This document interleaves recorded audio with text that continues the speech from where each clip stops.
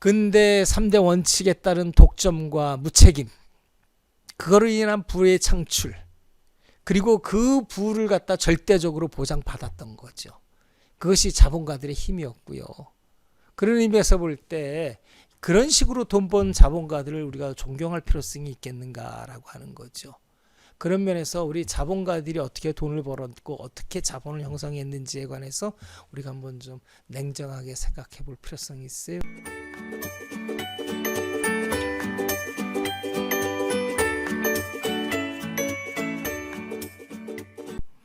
이런 자유방임주의와 야경국가 이론은 법적인 관점에서 근대 사법의 3대 원칙으로 요약돼요.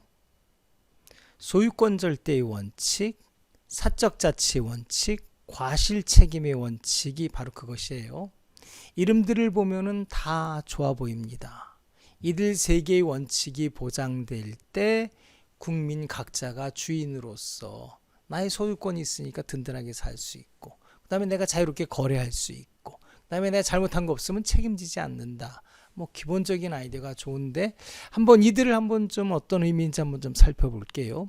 소유권 절대의 원칙은 개인에게 사유재산권이 인정되어야 한다라는 거예요. 내 것, 나의 것이 인정돼야 된다는 거죠. 그 소유권에 대해서는 소유권자가 절대적으로 지배할 수 있어야 된다. 다른 사람이나 국가가 이에 간섭하거나 제한한다면은 나의 것은 다 물거품이 될 것이다. 나의 것을 절대적으로 보장하는 이유는 분명해요. 나의 것이 있어야지 내가 안심하고 나의 삶을 거기에 토대에 두고서 살아갈 수 있다는 거죠. 만일에 소유권 절대 원칙이 보장되지 않는다면은 나의 것이 한순간에 국가가 막 가져간다든지 다른 사람이 침범할 수 있다면은 나의 삶이 송두리째 날아갈 거 아니겠어요? 뭐 이런 점에서 볼 때 기본적으로 소유권 절대 원칙은 아주 중요한 원칙 중에 하나이죠. 두 번째, 사적 자치 원칙을 보겠습니다. 이건 뭐냐면은 내가 가진 것을 내가 원하지 않으면 거래 안 한다. 내가 원하는 방식대로 나 자신의 의사에 따라서 스스로 결정하고 그것을 행동하고 그것을 그런 식으로 거래한다라고 하는 거예요. 이 사적 자치 원칙은 법적으로 계약 자유의 원칙으로 구현되죠. 선생님이 이제 이미 설명했죠. 계약에서 계약을 체결할는지 안 할는지 여부, 내가 누구랑 할는지, 그 사람과 흥정해서 어떤 내용으로 계약할는지가 모두 다 나의 자유에 맡겨져 있다라고 하는 게 계약자의 원칙이라는 거죠. 뭐 이런 계약자의 원칙이 전에도 설명했지만 나만의 자유가 아니고 계약자의 원칙이라는 게 계약하는 상대방도 자유롭게 결정하라는 거죠. 결국 두 사람의 자유가 합치되고 일치될 때 비로소 계약이 성사되고 그거에 따라서 법률 효과가 발생한다는 그런 이론이니까 너무나 개인의 각자의 자유를 갖다 존중하는 좋은 이론이에요. 기본적으로 난 좋다라고 볼 수 있습니다. 과실 책임의 원칙도 마찬가지예요. 자기의 행위에 의한 것만 내가 책임지지 다른 사람이 잘못한 걸 가지고 내가 책임질 이유가 없다라는 거죠. 그리고 내가 행위를 한 것도 내가 그것을 알았다든지 내가 뭔가 실수를 해가지고 반드시 해야 될 걸 안 했다든지 안 해야 될 걸 했다든지 하는 어떤 과실이 있을 때만 책임진다는 원칙이죠. 그래서 이제 과실 책임의 원칙이에요. 그래서 내가 살아갈 때 충분히 주의를 기울여면서 살아간다면은 내가 법적 책임을 질 이유가 없다. 다른 사람을 존중하면서 살아가면은 법적 책임을 질 일은 없다라고 하는 어떤 그런 원칙이에요. 그리고 책임의 범위에 있어서도 내가 고의나 과실로 인해서 발생한 그 손해까지만 책임지지 그걸 넘어서까지 내가 과다하게 책임지지 않는다라고 하는 것. 그것이 이제 과실 책임 원칙이니까 기본적으로 과실 책임의 원칙이 굉장히 바람직하죠. 왜냐? 내가 쓸데없이 너 뭐 잘못했지? 잘못했으니까 너 가진 거 다 내놔. 뭐 이렇게 부당하게 모든 걸 다 뺏길 염려가 없도록 하고 있다. 근대 사법의 3대 원칙은 우리의 삶을 지켜주고 우리의 삶을 펼쳐나갈 수 있는 가장 중요한 원칙임에 맞아요. 그런데 이 근대 이 3대 원칙에 관해서 한번 좀 선생님이 좀 잠시 살펴보고 갈 필요성이 있어요. 그래야지 이제 근대 국가를 이해할 수 있어요. 왜냐? 근대 국가 이렇게 좋은 원칙을 가졌는데 근대 국가의 현실은 양극화이고요. 자본가만을 위한 사회였거든요. 그러면서 설명해야 돼요. 법에서는 질서를 이제 형성할 때 원칙만 가지고서는 질서를 구성할 수가 없어요. 법에서 정의를 추구한다고 그럴 때는 원칙만 아니고 원칙의 예외를 함께 규정할 때 비로소 정의가 이루어지는 거예요. 왜 그러냐?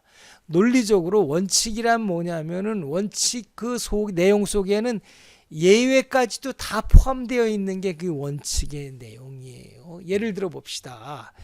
매매계약을 체결하면은 그 매매계약 체결 내용대로 이행해야 된다라는 것이 매매의 원칙이에요. 그럼 매매계약 체결했다, 이행 의무 발생이다, 이 원칙이 있단 말이에요. 그런데 이러한 원칙 속에 있는 소개는 모두 포함되냐면은 정상적인 매매도 그렇게 이행해야 되고요. 사기 매매 또 내지는 폭력에 의한 매매도 또 이행을 해야 된다는 원칙에 의하면 다 이행하는 거예요. 매매만 되면 되니까요. 그러니까 원칙에 따르면은 사기 매매건 폭력 매매도 매매니까 의무를 이행해야 된다는 결론에 이르게 돼요. 이런 결과가 부정한 것은 물론이죠. 이에 사기나 폭력으로 매매 계약을 체결했을 때는 그 이행을 거부할 수 있도록 예외가 만들어질 필요성이 있고요. 실제로 우리나라의 같은 경우는 사기나 폭력에 의한 경우 그걸 취소할 수 있도록 이렇게 규정을 두고 있어요. 이처럼 원칙이 좋다고 해서 원칙만 고수해가지고서는 정의가 실현될 수 없어요.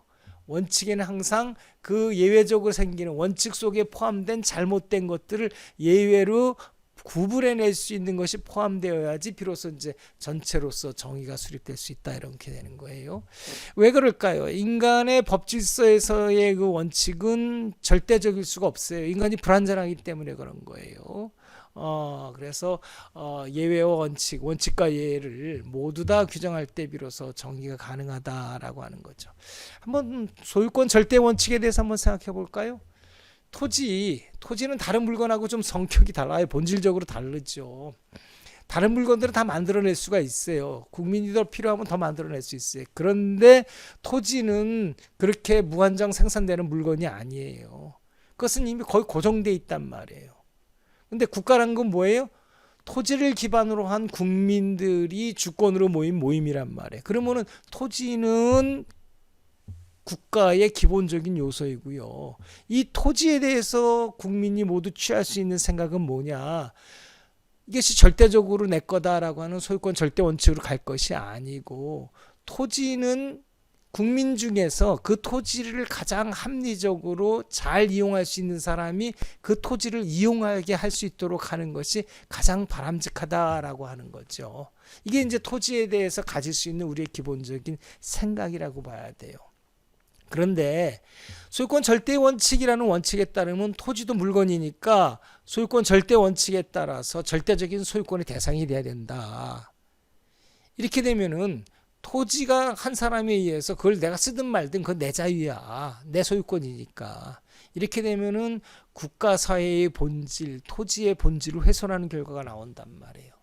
토지에 대해서는 최소한도 다른 물건과 달리 예외를 형성해 줘야 돼요. 그 예외의 가장 핵심이 뭐냐면은 부동산 보유세예요. 근데 우리나라의 부동산 보유세는 어떤가요? 좀 종부세하고 재산세를 다 합쳐봤자 미미하죠. 시가의 한 0.2% 정도 아마 될 거예요. 이거 가지고서는요, 토지를 가장 잘 이용할 수 있는 사람이 이용할 수 있는 그런 구도를 만들어낼 수가 없어요. 아무튼 우리나라의 부동산 시장 문제는 아주 심각하다고 보여집니다. 아무튼 그건 조그만 예였고요. 그 다음에 사적자치 원칙 한번 볼까요? 사적자치 원칙도 어떻게 되느냐 하면은 이것이 이제 자유롭기만 하면 되느냐, 그냥 내버려두는 원칙만 있으면 원칙대로만 하면 되느냐? 아니에요. 아까 매매계에서 봤듯이 사적자치 매매만 이뤘다고 매매가 형성됐다고 해서 무조건 다 옹호할 것이 아니고 사기 매매도 있고요. 그다음에 폭력 매매도 있었단 말이에요. 이 사적자치 거래가 자유롭다, 계약이 자유롭다는 것은 실질적으로 다 부자유하잖아요. 어디서 보면 알 수 있어요? 봉건사에서 소작계약을 보면 알 수 있죠.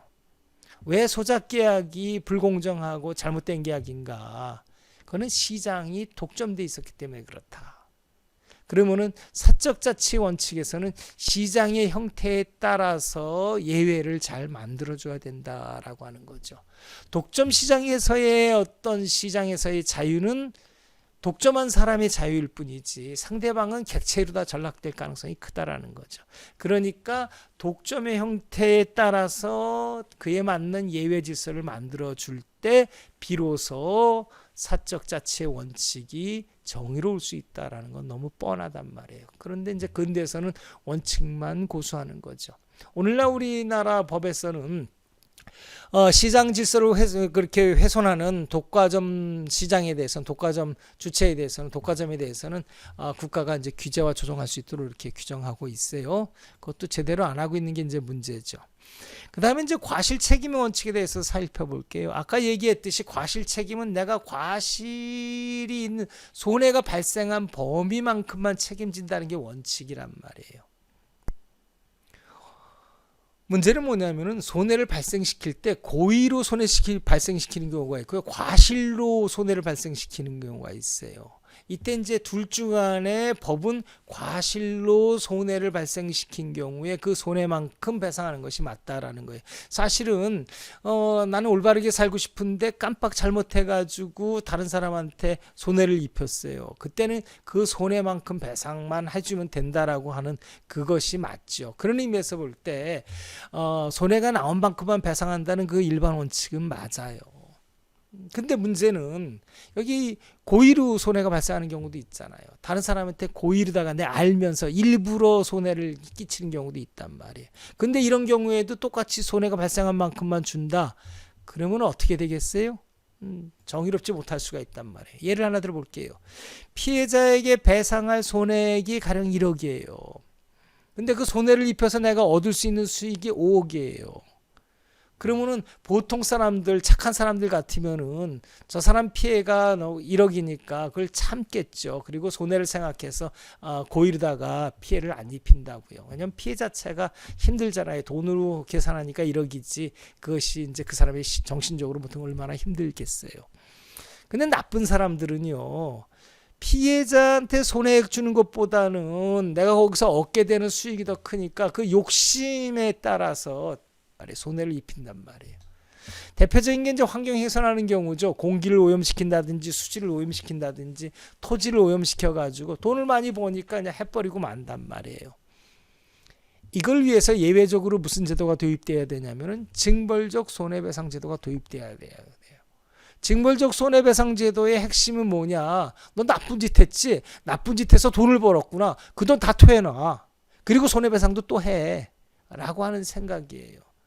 그래서 사람들이 나쁜 짓을 고의로다 알면서 일부러 다른 사람을 해도 좋다라는 나쁜 생각 가지고 하는 걸 막아야 되지 않겠어요? 우리나라 징벌적 손해배상 예외로다가 일반적으로 규정 안 해놨단 말이에요. 그럼 뭘 뜻해요?